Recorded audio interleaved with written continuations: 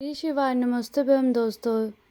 जैसे कि गुरु जी ने अपनी कथा में बताया है, 22 मार्च को रंग भरा प्रदोष व्रत पड़ रहा है और अगर इस दिन गुरु जी के बताए हुए उपाय अगर हम करते हैं तो हमारे जीवन में खुशियाँ आनी शुरू हो जाएगी। गुरु जी ने ये भी बताया है कि अगर हम ये उपाय करते हैं तो भगवान की कृपा से हमारी जो मनोकामनाएं होती है वो सब पूर्ण होगी। ये उपाय कैसे करना है और इस उपाय का नाम क्या है, किस तरीके से आपको ये उपाय करना है, हम इस वीडियो में आपको बताने जा रहे हैं। और उससे पहले अगर आपने चैनल को सब्सक्राइब नहीं किया है तो ज़रूर कर ले और कमेंट बॉक्स में हर हर महादेव ज़रूर लिखें। इस उपाय को जो हमारी घर की माताएं बहनें होती है, जो बड़ी होती है, वही इस उपाय को करें और उनको ही ये उपाय करना चाहिए। सबसे पहले हम ये जान लेते हैं कि इस उपाय को करने के लिए हमें किन किन सामग्री की ज़रूरत पड़ेगी और ये उपाय हमें करना किस समय है। वैसे तो ये उपाय रात को 9:15 पे ही किया जाएगा, पर इस उपाय को करने का जो शुरुआत है वो हमें पहले से ही कर लेनी चाहिए। रंग भरा प्रदोष जो समय होता है, जो दिन होता है, उस दिन भोलेनाथ जी को प्रसन्न करने के लिए बहुत ही महत्वपूर्ण दिन माना जाता है। सुबह से ही ये उपाय शुरू होगा और रात को 9:15 पर ये उपाय समाप्त हो जाएगा। उपाय की जो सामग्री है वो मात्र एक शमी पत्थर है। शमी पत्थर तो आप जानते हो, जो आप भगवान भोलेनाथ जी के शिवलिंग पर चढ़ाने जाते हैं, जो छोटी छोटी पत्तियां होती हैं, जिसमें कई लोगों को नहीं पता होता है कि शमी पत्र कैसा होता है, तो आप किसी से पूछ लीजिएगा या आप गूगल पे या नेट पे चेक कर सकते हैं। उसके बाद अच्छे से पहचानने के बाद ही आप शमी पत्र लीजिएगा। अब हम आपको बताते हैं कि ये जो उपाय है 9:15 वाले, ये आपको करना कहाँ पर है।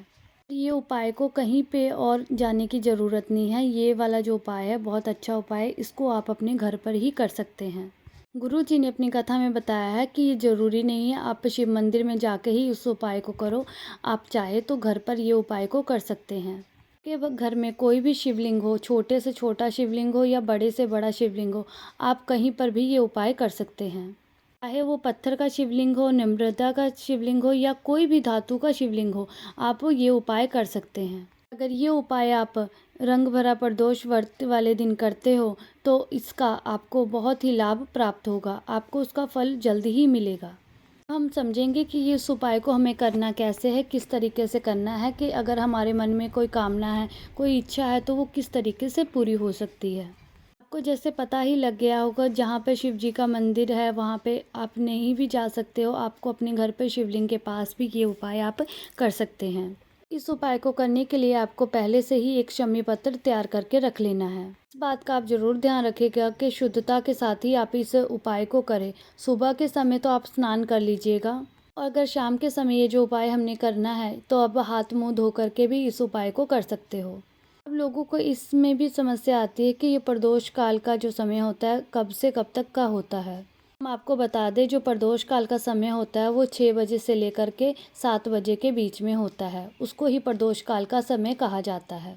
इस वाले उपाय को आपको शाम को 6 बजे से लेकर के शाम को 7 बजे से पहले आप इस उपाय को कर सकते हैं।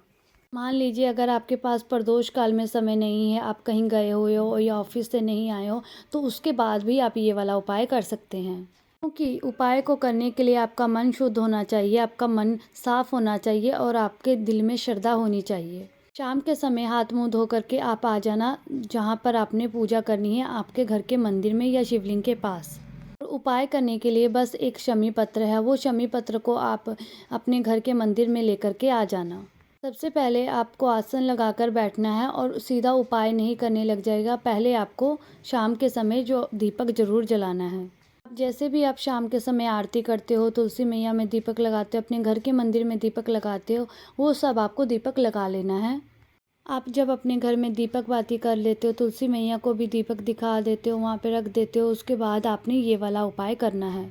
और आप जिस शिवलिंग के पास ये उपाय करने वाले हो उस शिवलिंग के पास आपको बैठ जाना, पर ये ध्यान रखना ये उपाय करना है तो आपको सुबह स्नान जरूर करना होगा। शिवलिंग को भी आपने सुबह जल जरूर चढ़ाया होना चाहिए। शाम को सिर्फ आपको ये वाला उपाय करना है। उसके बाद जब आप शिवलिंग के पास बैठ जाओगे तो वहाँ पर बैठ करके आपको जो आपके सामने शिवलिंग है वहाँ पर जो शमी पत्र आप लेकर के आए हो, शमी पत्र को आपको शिवलिंग के ऊपर चढ़ा देना है। को ये ध्यान रखना है कि आपको शिवलिंग के ऊपर समर्पित करना है, कहीं पे भी जलाधारी के पास या कहीं और आपको ये समर्पित नहीं करना है। उसके बाद समर्पित करने के बाद आप जिस मनोकामना से ये वाला उपाय कर रहे हो, वो मनोकामना आपको बोल देनी है। जिस भी काम के लिए ये आप उपाय कर रहे हो, तो वो उपाय के बारे में वो मनोकामना के बारे में आपको वहाँ पर बैठ के बोल देना है। उसके बाद आपके जो भी अपने घर के काम रहते हैं वो आप कर सकते हो। उसके बाद जो भी काम है आप कंप्लीट करके फिर 9:10 तक आप अपने जो घर का मंदिर है शिवलिंग के पास आपको पहुंच जाना है। तो 9:15 से पहले आपके घर के मंदिर में शिवलिंग के पास आपको पहुंच जाना है। आप 9:15 से पहले आपके घर के मंदिर में आकर के बैठ जाएंगे तो आपको क्या करना है, उसके बाद आपको क्या करना है, जैसे ही 9:15 होगा, जिस शमी पत्र को आपने अपने घर के मंदिर पर शिवलिंग पर चढ़ाया है उसको आपको उठा लेना है। आपको भगवान से प्रार्थना करके उनसे आज्ञा लेकर के इस शमी पत्र को उठा लेना है और शमी पत्र उठा करके आपको किसी भी एक कटोरी में रख लेना है। आपको इसको शमी पत्र को ना ही हाथ में रखना है ना ही किसी कटोरी में रखना है। सॉरी, आपको कटोरी में रख लेना है, कहीं ज़मीन पर नहीं रखना है। वो कटोरी को आपको अपने कुछ दिनों तक अपने पास रखना है, इस बात का ध्यान रख के वही कटोरी आप लीजिएगा। अब इस शमी पत्र में भगवान जी का आशीर्वाद आ चुका है। ये वाला उपाय जो है ये आपको सिर्फ एक प्रदोष व्रत के दिन नहीं करना है, ये कम से कम आपको 4 या 5 प्रदोष व्रत के समय आपको करना है। 4 से 5 प्रदोष व्रत ये आपको इसी विधि विधान से करना है।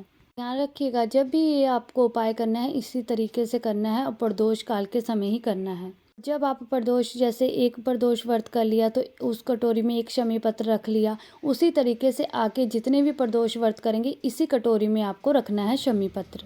जैसे कि अगर आपका एग्ज़ाम है तो आपके जितने भी प्रदोष व्रत आपने किया है आपको क्या करना होगा, उसमें जब आप एग्ज़ाम देने जा रहे हो तो आपके पास एक शमी पत्र है या 2 शमी पत्र है, वो आपको आपके आगे वाले जेब में रख करके आपको ले जाना है।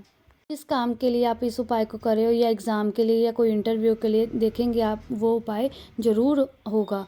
जिस उपाय के लिए आप कर रहे हैं, जो भी कार्य के लिए कर रहे हैं, वो कार्य ज़रूर आपका सफल होगा, असफल होगा, असफल होगा, असफल होगा।